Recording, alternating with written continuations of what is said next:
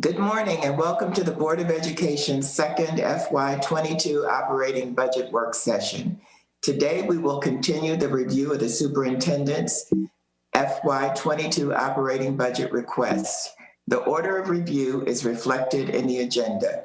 Staff will continue to provide a review of the superintendent's recommended operating budget by chapter. Our next work session will be held on Monday, January 25th at 10 a.m. I would like to remind everyone that the board is scheduled to take tentative action on the operating budget at our board meeting on Tuesday, February the 23rd. As we go through today's budget chapters, I urge staff to point out pertinent issues that may be of concern to the board. As always, board members are free to ask questions at any point during the presentations and request staff to provide information on specific issues. We will now proceed with the review. Dr. Smith.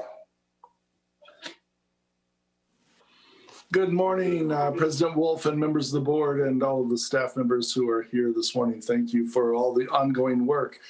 As I've said before, this is a snapshot in time each time we talk about it. Unlike any budget we've ever been involved with before, for me, that's about 20 years in the state of Maryland of working on local school system budgets and the state budget for Maryland State Department of Education.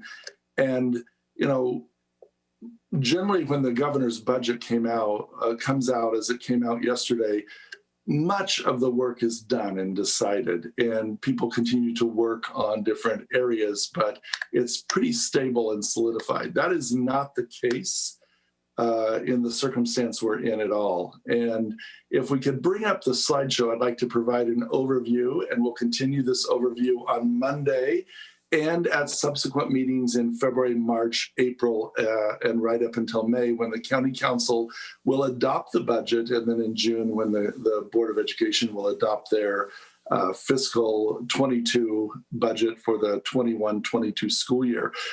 So I wanted to show this same slide, and there's been some changes since we last spoke, which was just a few days ago, and that is that we know the federal legislation with restricted funding is there. We know it's a significant amount of money that is intended to last from this spring or this winter through September of 2023.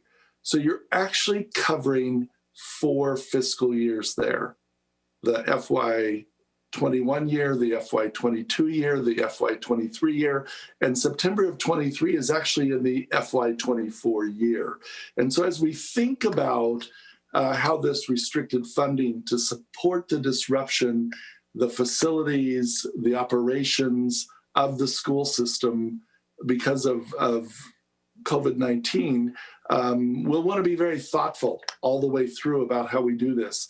We also know yesterday that the governor put out a budget, and we'll have a lot more clarity tomorrow, but it actually does have a net positive. And while he may not have held us totally harmless for enrollment, what we do see in that governor's budget is that he is adding additional funding around many of the areas that we work on all of the time. And we'll know a lot more, and we can share more with the board on Monday.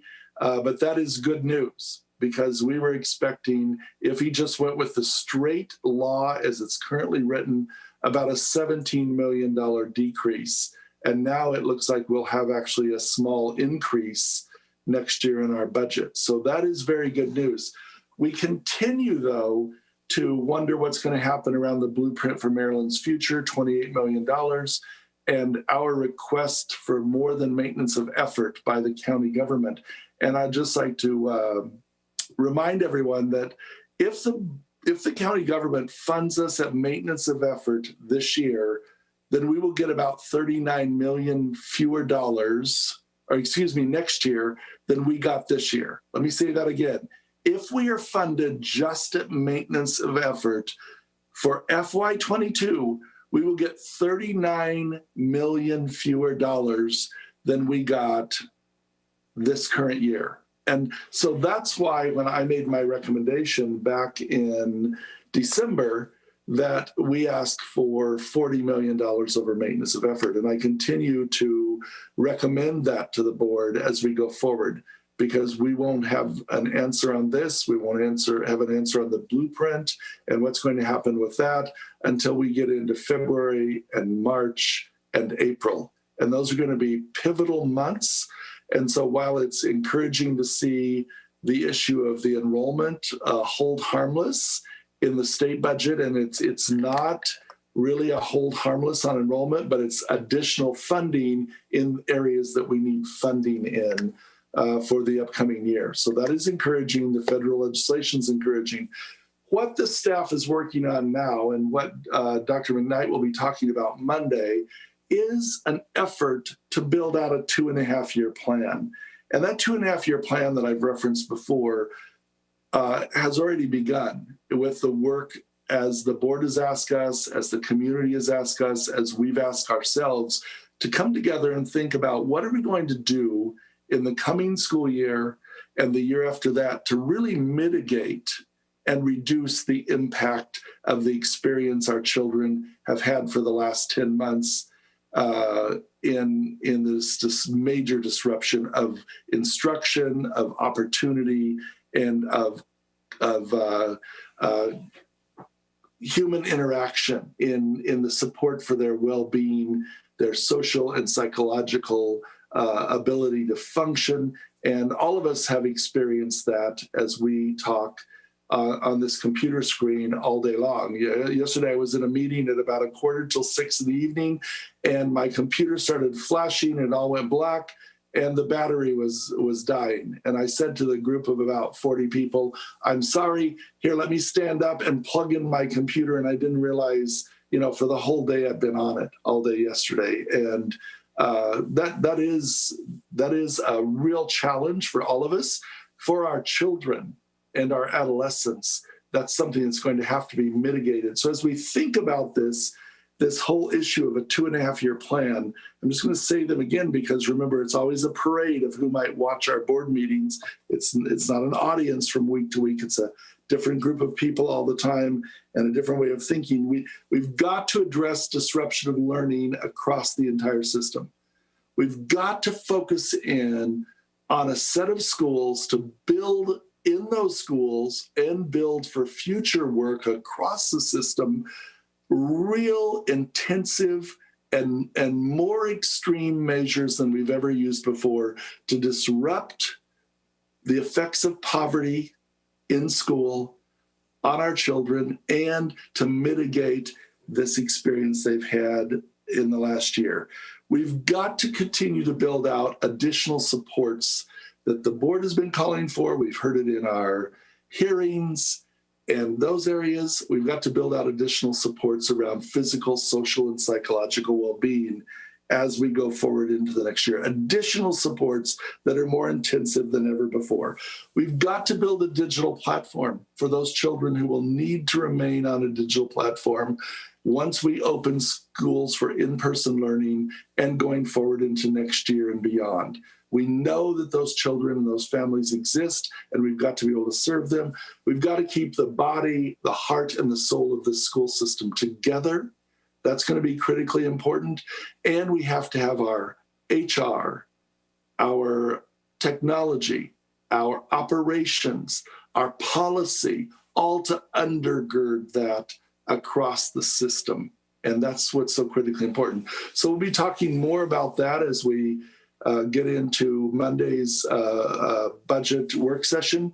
And then we'll want to come back together in February and talk about how we can take amounts of money from this federal legislation and from our regular operating budget and use that money this spring to design for the coming year and the year after the work that needs to be done across the system, and do that across stakeholders, across associations, across staff, across our community, as we know that people are very anxious and very worried about both the short-term effects and the long-term effects on all of what's been going on. So that's just a kind of preview, but it is reasonably good news today as I continue to share how this is going to unroll, and in terms of our revenues and our support. And then as we continue to work with our state delegation around the Blueprint for Maryland's Future funding and legislation, and work with our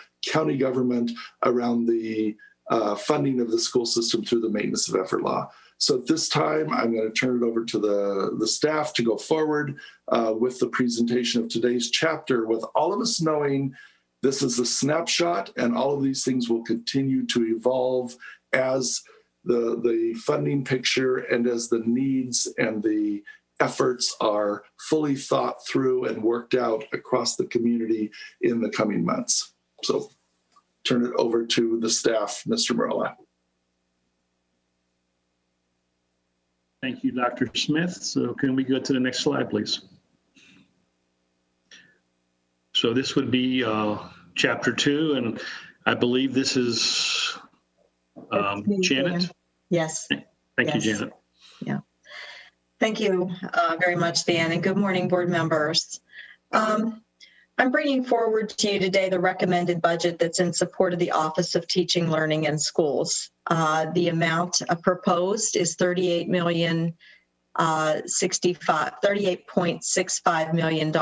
And as you can see from the pie chart, there are examples to the right of the pie chart of the types of expenditures that are done in support of the work of the Office of Teaching, Learning, and Schools. First, and no surprise, is the largest section of the pie chart is in support of salaries and wages. This is both on the local side as well as those funds that go to support salaries and wages that are included in our Head Start and our Title I initiatives. This portion is $26.02 million of that $38.65 million. The next category is contractual services. And again, this is both on the local side as well as those items that are grant funded. Some examples are the contractual services that go to support our early childhood programs. Also our assessment fees that help ensure that our students are college and career ready. Our partnerships with the Children's Opportunity Fund. And then again, those grant-funded contractual services that relate to Head Start and Title I funding. The next category is supplies and materials. Again, it's also local as well as those that are grant-funded. And this amounts to $1.13 million in our budget. The fourth category, and also the second largest in the pie chart, is employee benefits. This is both on the local side as well as the grant side. With the overall amount of $10.12 million. And last but not least, a very small amount, actually not even represented on the pie chart, is $0.06 million in support of equipment that ensures that we have smooth operations in the Office of Teaching, Learning, and Schools. Next slide, please. I'd like to bring to you today really 3 examples of some significant budget changes in the Office of Teaching, Learning, and Schools. The first one is a realignment of a 1.0 coordinator position, and it is realigned from Chapter 4 to special education to support. It was actually realigned from special education to support a grant coordinator position that serves the entire Office of the Teaching, Learning, and Schools. And to say a little bit more about this change, this position was originally intended to support only special education grants, and it was realigned to support the grant work across OTLS, including special education grants.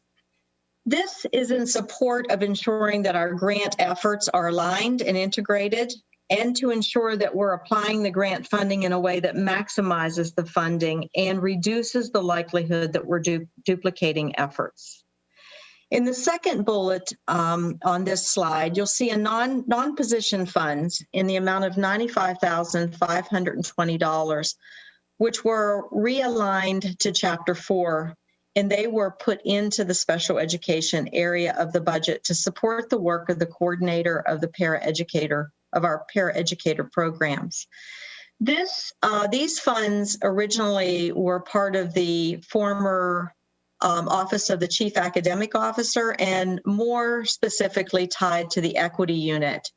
And because most of our paraeducators work in support of our students in special education, these funds were aligned to support that work. And also this alignment ensures that we integrate the work and the training of our paraeducators along with what is happening in curriculum and instruction. Next slide, please.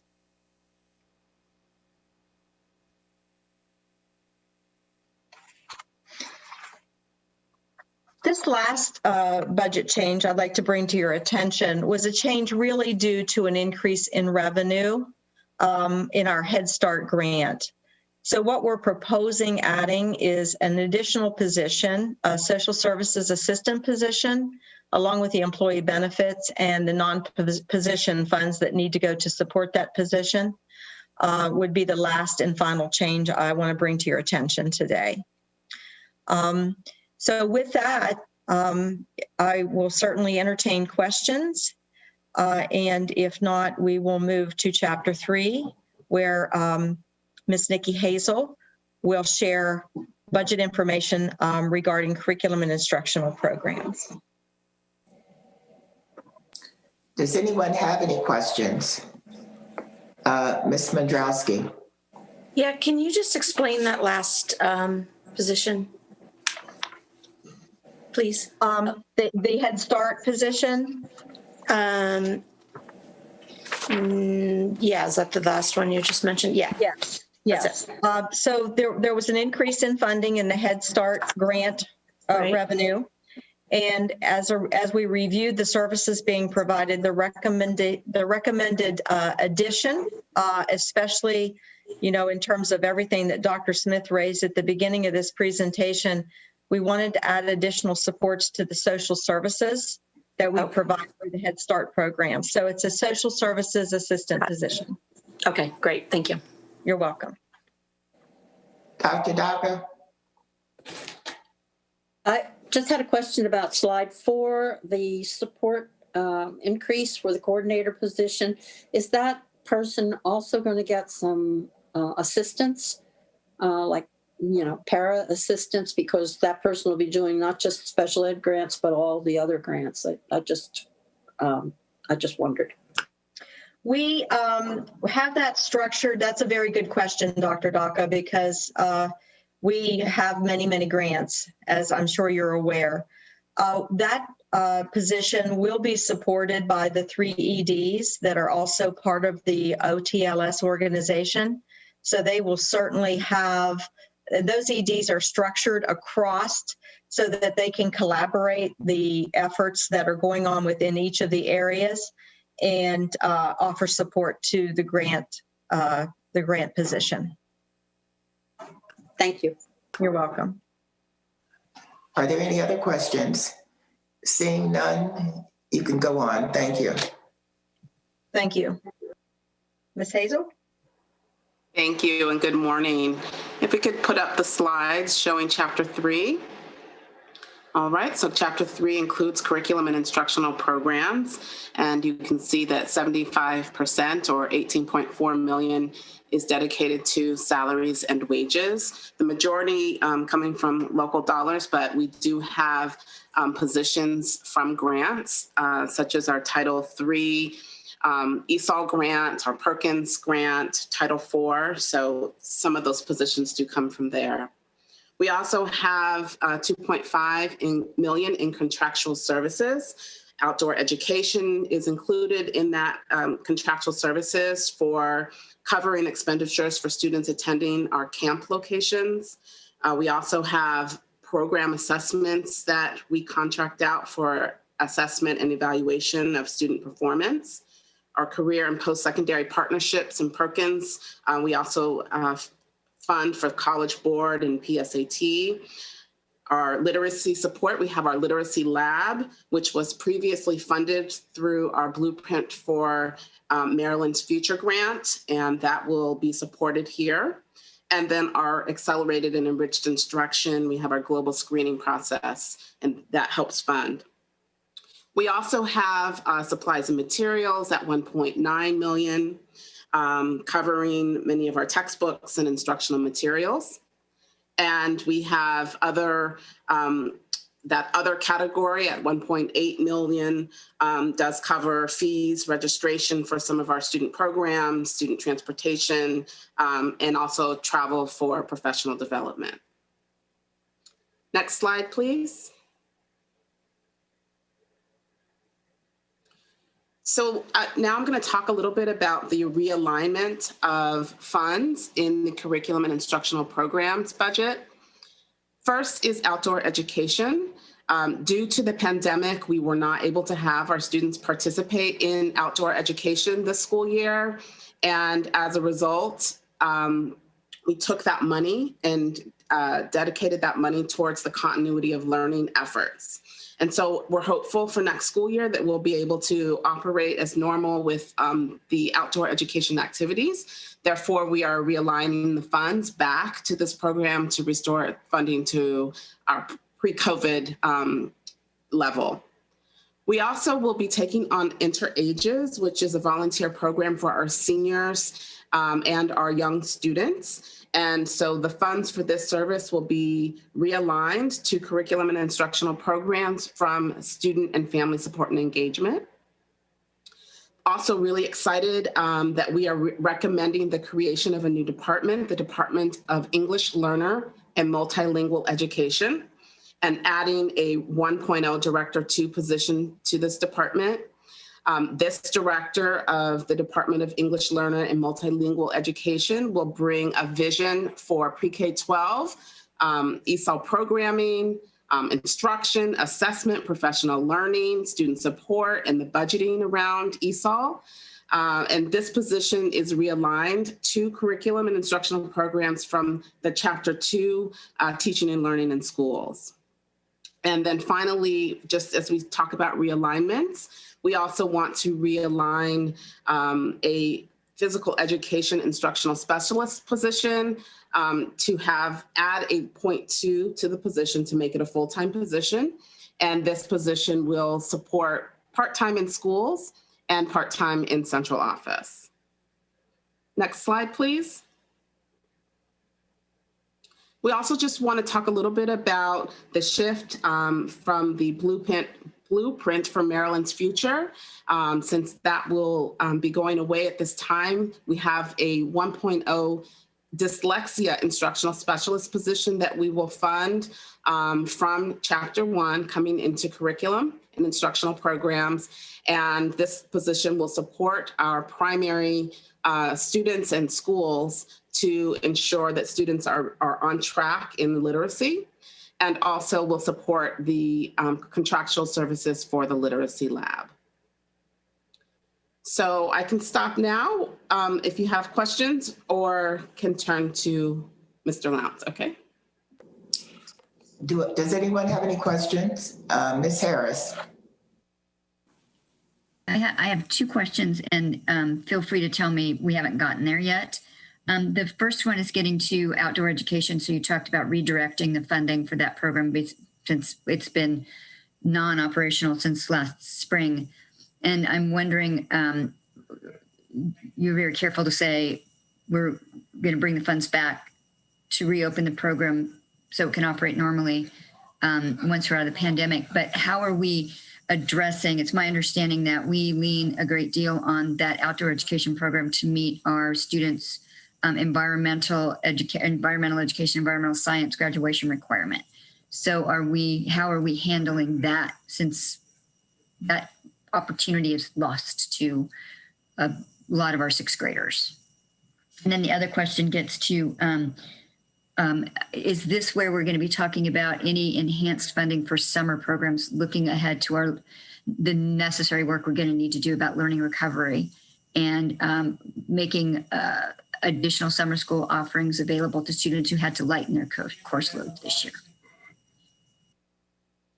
So we have been, for any of the student programs that we were not able to engage in this year due to the pandemic, we've been trying to offset that with virtual opportunities for students. And so that's how we are doing that. We're looking at how we can potentially provide that outdoor opportunity for students who missed it next school year, but we're still trying to work that out. And then we are looking absolutely at our summer opportunities as families considering lightening the load. We want to ensure that those opportunities are available in our summer program. So we are planning now for that and hope to have the course list available in the next few weeks so that families can see what will be available to them. Ms. Wolf, if I could add to that, is that okay? So these are two perfect examples of what I started this conversation with this morning. First, the dyslexia specialist. We've got to act now as though that position will not be funded through the blueprint, but it may be funded through the blueprint at the end of February or the beginning of March. And so then that'll be part of that iterative process. And when we talk about summer, one of the things we want to do as a staff, and I've talked with the senior leadership team about this. I've talked with Dr. McKnight and the chiefs and the cabinet members about this. We've talked with the association about it. That 2.5-year plan, we want that to be coherent and hang together. So rather than just planning a summer program, and we indeed need a very robust full summer program, it needs to be a part of what are we going to do about the disruption to learning across the whole system between now and the end of the 22-23 school year. And so that's part of what we'll be showing you on Monday is a framework so that work will be very well put together. It will be put together with a broad group of stakeholders, and we'll continue to bring that back to the board, as I said, in March and April and May, as we know these things. So those are two perfect examples of, at this moment, this is what we know, but we also need to keep looking straight ahead at what is coming toward us with either additional reductions or additional increases in funding, and with a very big picture and then all the component parts of it put together in a very coherent way. So we don't just have an isolated summer program. We don't just have isolated tutoring next year. We don't just have isolated support for most rigorous programming. We don't just have pieces at our most poverty impacted school. We have one total cohesive plan, and HR, IT, operations, policy are all fully implemented in planning that. So operations is not planning to close the school, and we're planning to put a new big program in it. And by close the school, I mean to renovate or do something like that. All of it coming together to really create a complete picture. That's what February, March, April, and May are going to be all about this year. So that was a great setup, Ms. Harris. Thank you very much for that good setup. Ms. Evans. Yes. So mine wasn't a question. It was just I wanted to acknowledge the positions that Ms. Hazel mentioned just now in her budget, the dyslexia, the position for dyslexia, and then for the multi-language, the multilingual. I'm getting that wrong. So I just wanted to highlight that and say very good. Can we get the copies of the significant changes in the budget so that we can have that in our budget book? We showed them on the screen, the realignments and significant changes. We usually have that in our budget book, so we can get copies of those for each of the chapters. That would be great. Absolutely. We'll deliver those to you right away. Okay, thanks. Are there any other questions? Ms. Silvestri. Thank you. I wanted to ask about the English learner and multilingual education department. Is it a one-person department? And more importantly, what do you expect will be different as a result of having this department? Great question. So it will not be a one-person department. We will take the two supervisors that we have at the elementary and secondary level, currently in ESOL, that we will move under that department, and also the instructional specialists from the elementary and secondary ESOL. So we'll move them into supporting the work under that department. And really am excited about having this position and the department really envision a pre-K to 12 program where we can really focus on some consistent approaches to instruction, that we can have the vertical articulation from elementary to middle to high, and ensure that the programming is consistent from each level. And also talking about the supports that we provide students, and ensuring that this department and the director in this department is working very closely with other partners in OTLS to provide school support, and really ensuring that it's very consistent and that we're all working together to provide support to schools. So I'm really excited about this opportunity. And Ms. Silvestre, I would just remind, I know you know this, but I'll remind all of the people who might be viewing this board meeting today, that the board did ask the staff, direct the staff, for us to go out and find a consultant. And in that resolution, the amount of money available was not enough. And so obviously we cannot violate a board resolution, but we're coming back to you at our next meeting to ask you to pass a new resolution, because that work will need to be foundational in what Ms. Hazel is describing here today, in either changes, additions, or maintaining things that they come back and say, this works really well, change this, add this, and stop doing this practice. So all of those things we would expect to hear from the review of the program that this consultant will allow us to do once we get one identified. Thank you.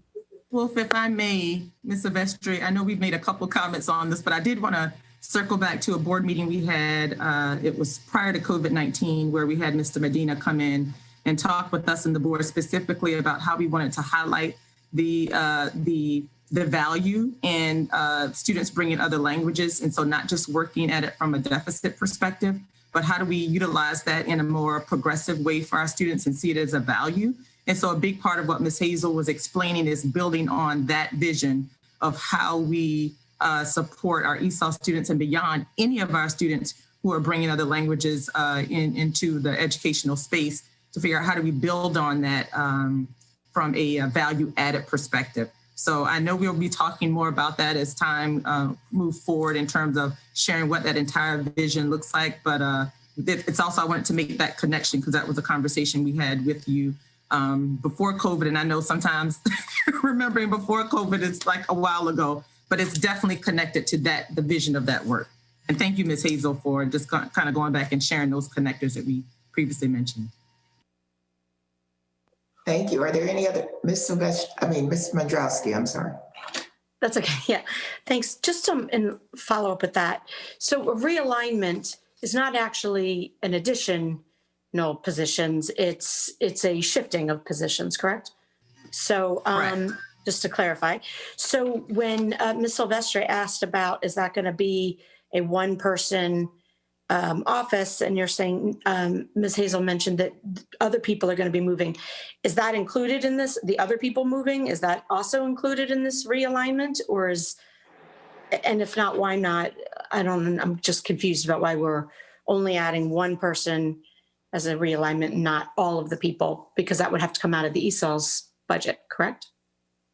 No, so actually, the instructional positions, ESOL positions, are already in curriculum and instructional programs.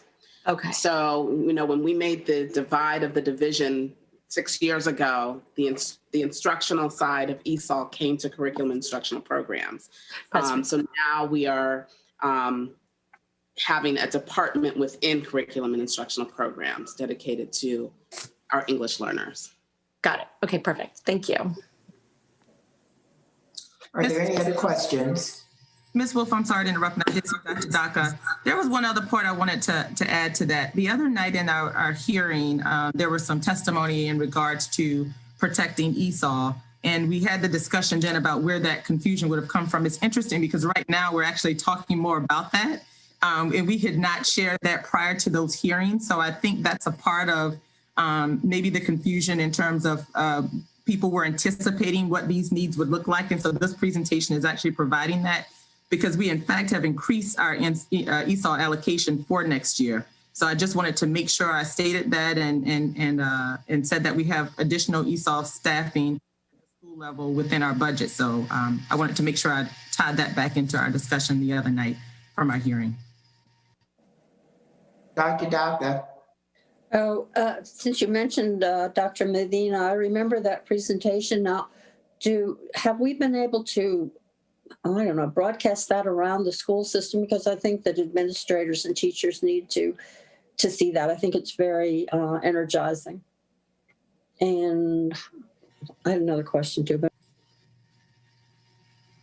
I'll let Ms. Hazel talk more specifically about what we did after Mr. Medina's presentation. I will say we had a number of principals tune in. I received some emails personally after that presentation with principals sharing that they wanted to be able to continue to work directly with him because it was the imagination of how we support ESOL. And again, not looking at the value that those students are bringing into the learning environment as from a deficit perspective. So we did have principals reach out and Ms. Hazel followed up. Ms. Hazel, do you want to share any additional information about that? Well, I will just say that he actually had an opportunity to do a professional development session for our secondary principals and got outstanding feedback. And the main thing was really around changing mindset, around how we work with, view, plan for, teach our language learners. And so, certainly we want to continue that practice. We got a little stalled with the pandemic, but in terms of having him return. But yes, he did have an opportunity to do a session with the secondary principals. thank you. Are there any other questions? Seeing none, I guess we can go to chapter 4. Thank you. If we can go to this slide. Thank you, Ms. Hazel.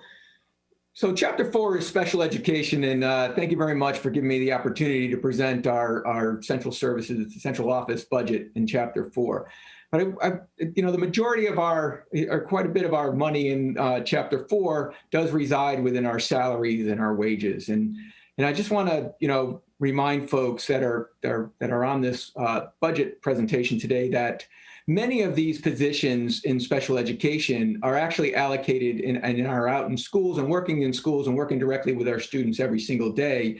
It's just that they're not sitting on the grids within our schools. They're sitting within our supervisors in the discrete programs. And so, over half of these positions are our infants and toddlers, teachers and service providers. Many of our positions are related service providers, our speech and language pathologists, our occupational therapists, our physical therapists. And so, although it does sit in chapter 4, the majority of the positions actually are out in schools every day serving directly to our students. Our other major component of our chapter 4 budget is our other. And our other really, when you look at the $53 million in other, most of that is sitting with our non-public tuition, $51 million of it.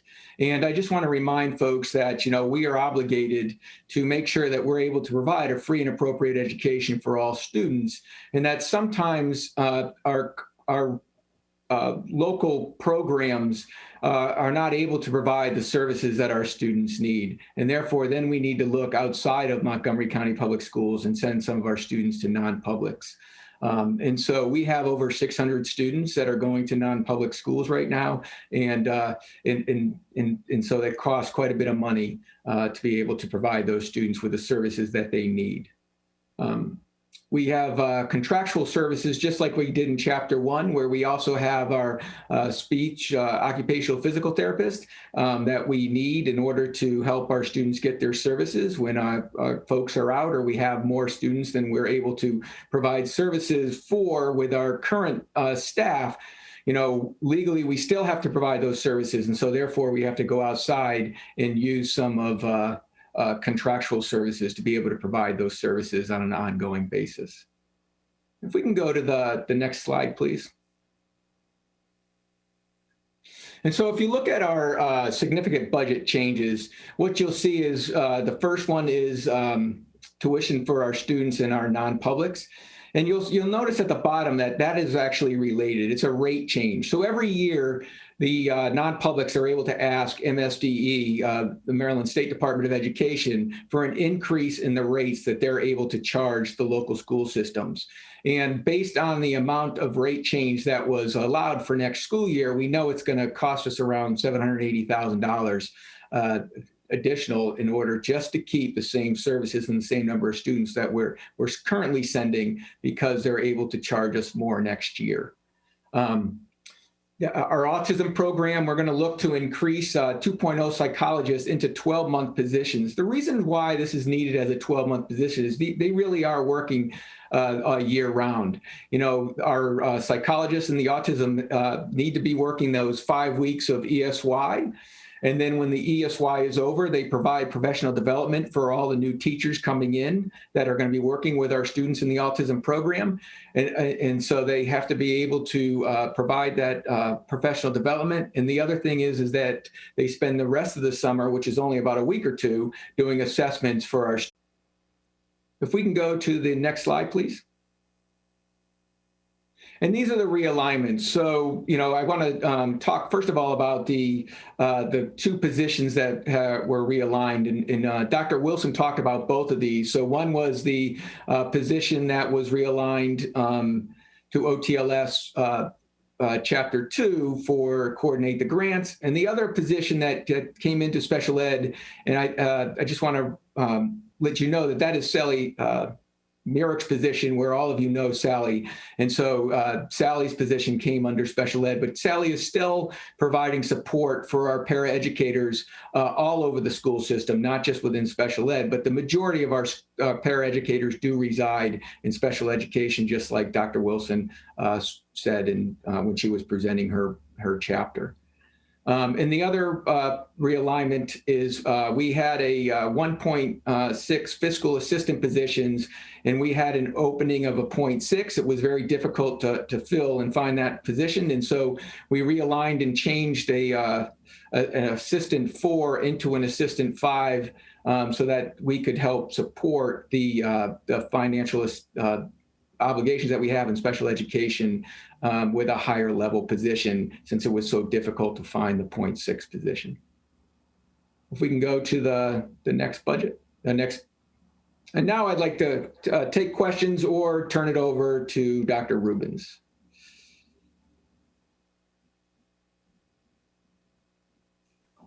Ms. O'Neill. So my question may not totally have a definitive answer at this moment, but I know that parents of our special education students have been expressing concern that, you know, obviously Zoom does not lend itself well to, you know, occupational therapy and physical therapy and speech therapy. Is there any way to anticipate the additional needs in that regard in the post-COVID era? I mean, obviously it's going to be dependent upon, you know, evaluation and IEP goals, but are you, in the back of your mind, are you anticipating additional needs? Thank you very much, Ms. O'Neill. So yes, we are. We talked a little bit of the last time about compensatory services. So I just want to remind everyone that when that we do have an obligation to hold a team meeting, an IEP team meeting, when we come back to school for every student that receives special education services, and actually hold a meeting for every student that has a 504 to see whether there's either been a learning loss or a loss for a related services that is on their IEP. And we do understand that some of our services are extremely difficult to provide virtually, or we can't provide them at this time virtually. And we're going to come back actually at the board meeting next time we meet to come up with a plan of how we can try to provide that earlier. But we do actually have a plan in place to make sure that we're able to provide additional services, because compensatory services is above and beyond the regular services that happen during the school day. And so I need folks to understand that when we talk about compensatory services, we're talking about outside of the regular duty day, because our students are, they do deserve their regular services that they get during the school day. And so we will have to provide additional services outside of the school day to help catch our students up with either their related service or with their academic goal on their IEP. And so, Dr. Smith talked about an overall plan, and I do want to let you know that, with special education, we're part of that overall plan and making sure that we're providing our students with that opportunity to get caught up. We did participate within that tutoring this year for our students that are having a difficult time with some of the academic goals that they're not able to or be on track to meet before the end of the year. And we made sure that they were part of the tutoring that was going on in the overall tutoring with the CARES money that was being provided this year. So we are thinking about it, and we do have some ideas of how we're going to be able to provide these extra services after school next year when we know we're going to have to do so. And no area is going to impact our budget more than this area. So as we think about getting additional funding, the compensatory services required, as soon as we can begin them through next school year and the year after that, are going to have to be factored into this conversation as we think about the federal support, because it is specifically targeted to the disruption of learning, and no group of students have experienced disruption any more than our students who receive special ed services and our students who receive ESOL services when we look across the system. So that's going to be a big part of what we're going to be talking about in terms of budgetary commitments in the next few months. Ms. Mandrowski. Yeah, thank you. I appreciate that. I know we talked about this at the last meeting when we were discussing the special education stuff as well, but it's good to hear you all are prepared. That said, we also kind of touched on this before, but extra supports for students now. I'm concerned mostly about the fact that there are kids who might not even have had an IEP before that are struggling now. And we hear from parents, that they think that their student's going to need an IEP. So just making sure that we have enough resources to be able to test students who are struggling currently without an IEP to determine whether or not they're just struggling with the online learning in general and need general supports, or if they need special education supports. But my question really is about the 1.6 fiscal assistant position. A 0.4, other than on the pay chart, the difference between a 4-level position and a 5-level position, I'm not necessarily sure of. But if the way I read this, it looks like we're just essentially giving a promotion to one person as opposed to adding on another slightly over half of a position. Am I misunderstanding that? So the difference is that the level higher can do more of the fiscal work, and that's really what we needed was that person to take on a lot of the fiscal work that pertains to ESY. So that 0.6 position, main responsibility really was to look at ESY and the funding for ESY and making sure that we are able to fund it and support it, and then keep track of the pay and all of the money that's needed to go out and in during that time period. And so a level 4 really wouldn't be able to support that in a way that, that allows it within their job description. And so we're able to get that done by boosting it up and getting it under a higher level. And we also, we're making sure that nothing is going to be dropped, and that we're able to provide all the services financially and keep track of the money in making sure that we're spending it in the right way. And so we think that we can do that. We are currently doing that, and that's how we know we're able to do that. But that's a great question. I appreciate it. Thank you. Mm-hmm. Are there any other questions? Seeing none, Dr. Rubin, do you want to go ahead?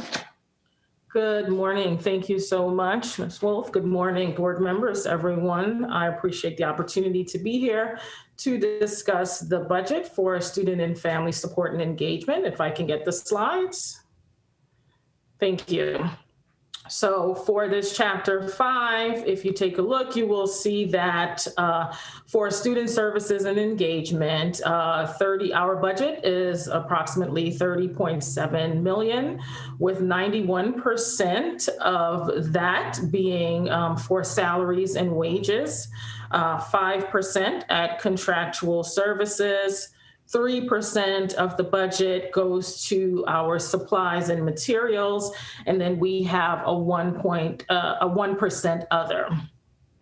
So to begin, for salaries and wages, our position salaries at about a little over 27 million are really made up, our office is made up of the pupil personnel workers, the parent community coordinators, school psychologists, student and family support services, restorative justice. So really, these are school-based positions. Pretty much 90% of the individuals are school-based, with a few also working central office.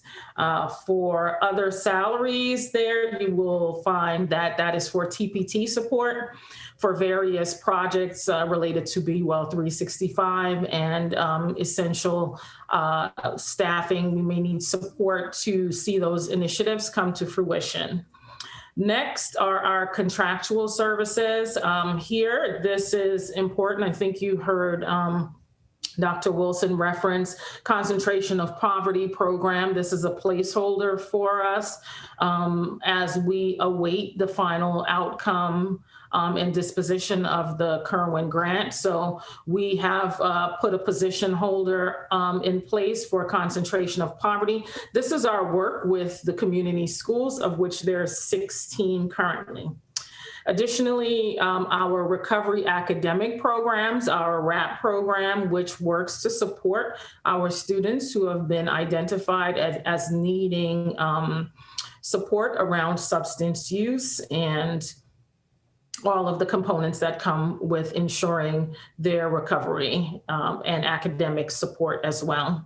Next, we have college track program and college tracks and Naviance, which comes under our counseling support, as well as helps us to ensure that our students are meeting those college and career goals. And then finally, family and community engagement for things, as you've seen, such as our online parent advisory, the various ways in which we support within our communities.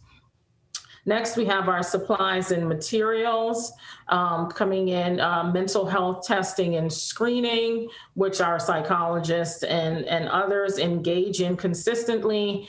Our flagship program, Be Well 365, around the physical, social, and psychological well-being of students. And subsequently, we've added the well-being teams, we've added mindfulness, We are looking to add the diversion program. And so we continue to increase the amount of resources that we have available to support student wellness. And we directly attribute that to the academics. Additionally, our signs of suicide, which schools should be wrapping up currently, restorative justice and PBIS, and again, concentration of poverty work for those identified community schools. And then finally, for other, local mileage and student transportation. This is usually from our work, our students going to do college campus visits, which, as you know, have been limited recently. Next slide. So here, under significant budget changes, you will see that we have a realignment of 2.0 positions. This actually, the funding for the Interages program sat in student well-being and achievement. However, the actual work of the Interages, the programmatic work, occurs in our Office of Curriculum and Instruction. So this was really realigning the programmatic work to match the funding appropriately. Next slide. And here, as we continue to take a look at some significant budget changes as they pertain to grants, you will see, as I referenced earlier in the beginning of my presentation, here we're looking at 10.45 positions, totaling a little over $1.5 million. And so the blueprint for Maryland's Future grant comes with a mental health coordinator. So we're going to go ahead and put that position holder in place to secure that. Additionally, we have a 0.8 instructional specialist that's currently our mindfulness coordinator. This was a partnership with special education under their IDA grant, and that grant will no longer be available for FY22. And so we are putting that into our local funds. You may be aware the mindfulness coordinator spearheading the Waymaking, the mindfulness series. You will see we have over 70 or 75 mindfulness videos at this time, training of students, mindfulness rooms, peace rooms across our elementary schools, and all of our elementary schools currently utilizing 15 minutes of mindfulness at the top of their morning program. So this is another restorative practice that we have seen really bear some good fruit for us. So looking to add that to our local funding. Additionally, the work of the community schools under the concentration of poverty. So adding the social workers, the community liaisons, and the parent community coordinators that work within those identified community schools, adding them as a placeholder into our local funds as we await the disposition of Kerwin. And I believe that's the next slide will be our discussion slide. Does anyone have any questions?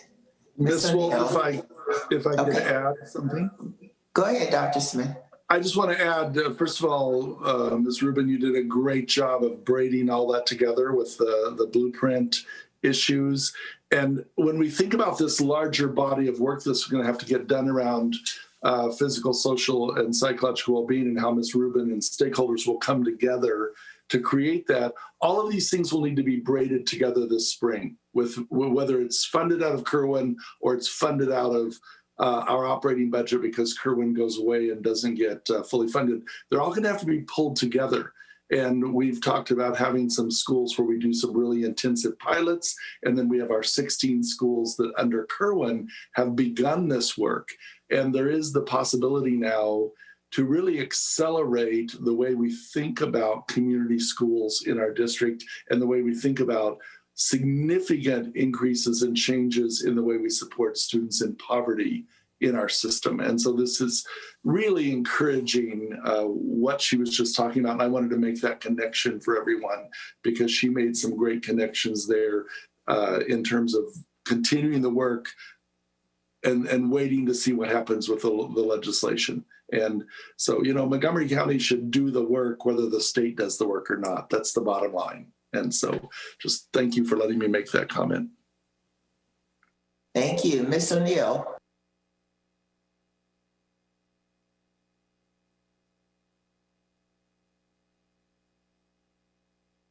You're on mute. Okay. I can't see with the sun. My question relates to PPWs because we don't really have a widespread social worker model within our school system at present, but PPWs play such an essential role in sort of bringing all the elements together, and there is such a unique certification process for them. One, what would be the cost of adding one more PPW? And do we have currently any bilingual PPWs? Would it be a helpful situation to have a bilingual or a floating PPW instead of being assigned to a specific geographic area? So that is an excellent question. We have many bilingual parent community coordinators, and of course our ESOL transition counselors are often trilingual, not just bilingual. And so that model we're looking to replicate with the pupil personnel workers because they, as well as the ESOL transition counselors and the parent community coordinators, have been so instrumental during the pandemic with the student well-being teams. And so I think we would like to add that model, and the model of having a floating, so we have 4 district-wide parent community coordinators. We do not have the same happening for pupil personnel workers, and I absolutely agree that it is a model that we are willing and would like to explore for the pupil personnel workers, and then also to help us to really thread the student well-being team so that there is consistency across levels and schools with how those teams are functioning to the benefit of student wellness and well-being. It would be essential to have a pupil personnel worker that is able to do some of that on-site observational work. So those are all things that we are discussing and would like to look into deeper. Ms. Harris. Yeah, thank you. And I do just want to echo what Dr. Smith said. I so appreciate the fact that with this budget, we're hoping for the best, but we're planning for the worst. And we're doing what we need to do to preserve important work that we're doing that has previously been grant funded because that's the work that we need to do. And I did have one question. You mentioned briefly the intention of sort of building up a diversion program. And I was just wondering, looking at the way the Office of Student and Family Support and Engagement is currently set up, where that office or that division would sit, and what are you thinking personnel-wise for launching that program? So the districts that we are referencing, it has cost them anywhere between $2.5 to $3 million to launch a full diversion program. It certainly has great ties to our restorative justice work.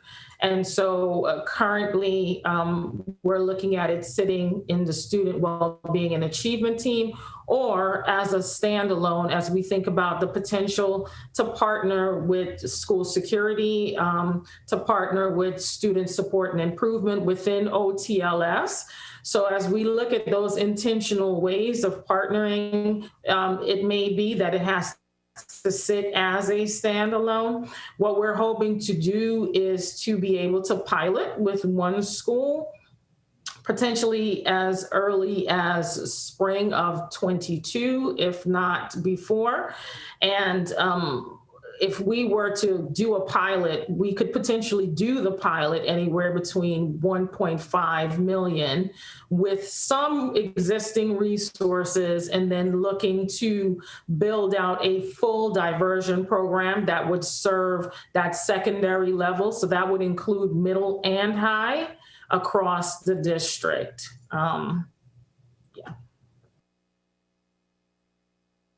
Thank you. Are there any other questions? Ms. Silvestri?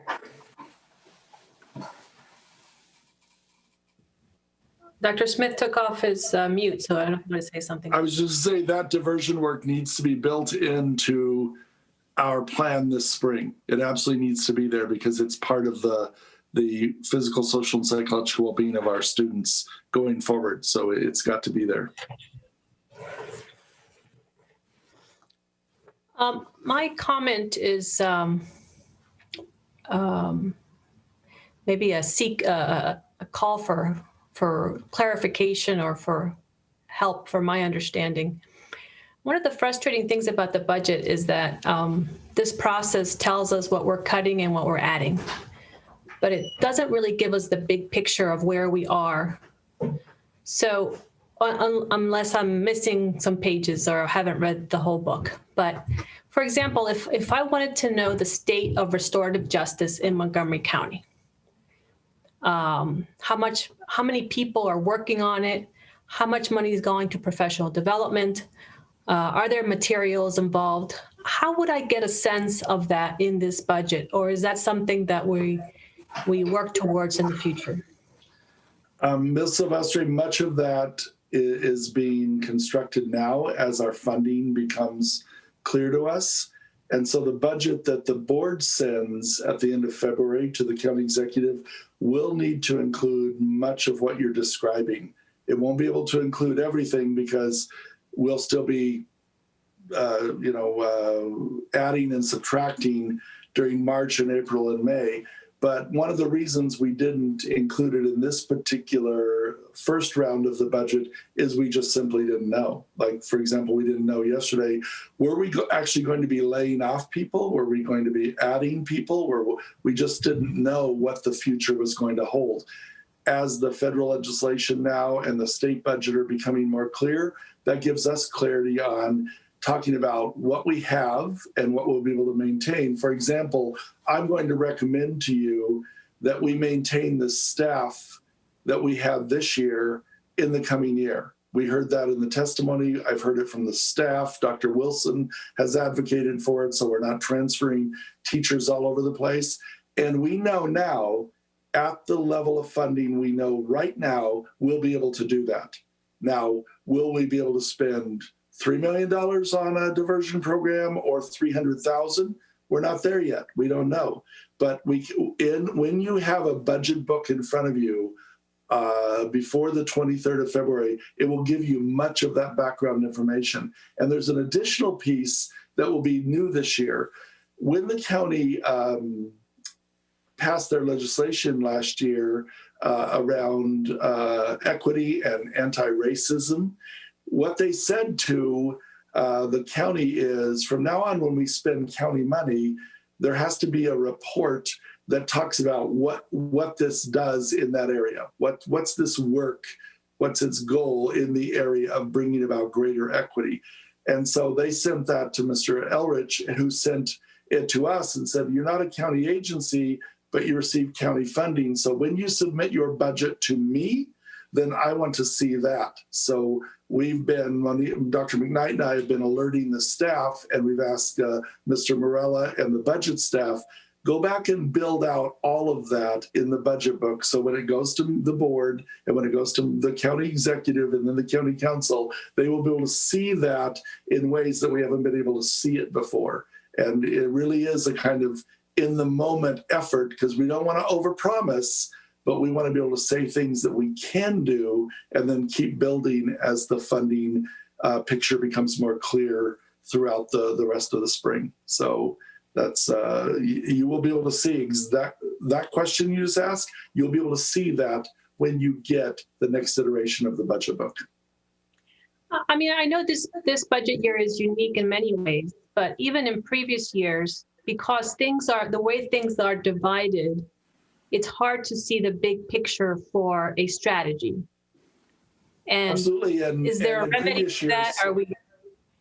Yeah, we're going to change some of the way we report the budget, and one of the things I've shared with the board is new infrastructure around the IT will make that much easier to do all the time and in the moment. But in this particular budget book, we're going to do some things we've never done before, like try to make those connections and those threads all the way through the book.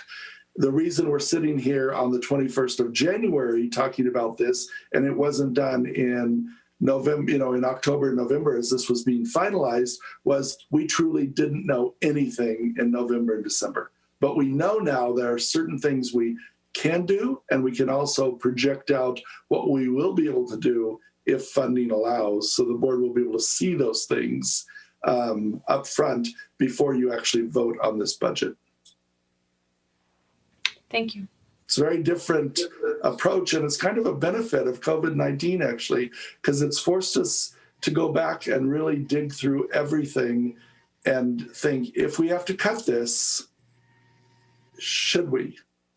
Against this, against this, against this, all of those things, because we were looking at $100 million loss in revenue based on current law and expectations of how that law would be applied by the governor, by the legislature, and by the county government. And now we're starting to get some sense. And then, of course, the federal legislation is a big help with all of that too. But what we want to put together in a cohesive way where it makes sense across the budget, not just in isolated pieces. And Ms. Silvestri, Ms. Wolf, if I may just add on one part to that. Within the system, we have a number of questions that we try to work through, and they're equity impact questions. And the equity impact questions really lead us to asking and having to answer the very question you raised. Based on our current structures, systems, are we actually meeting the needs of all of our students based on what it currently is right now? Because that is exactly what helps us determine what we're bringing forward to you so that you're able to see, is there a benefit in this moving forward? Because we have to compare to where we are right now. So that's one of the parts that we'll be bringing back in how we frame our discussions and how do we answer that equity impact question, because that really does force us to, as we should, evaluate our current state. And so I just wanted to bring that forward because that'll be more of the framing that you'll see in the presentations coming forward to be able to better make the connection between the two.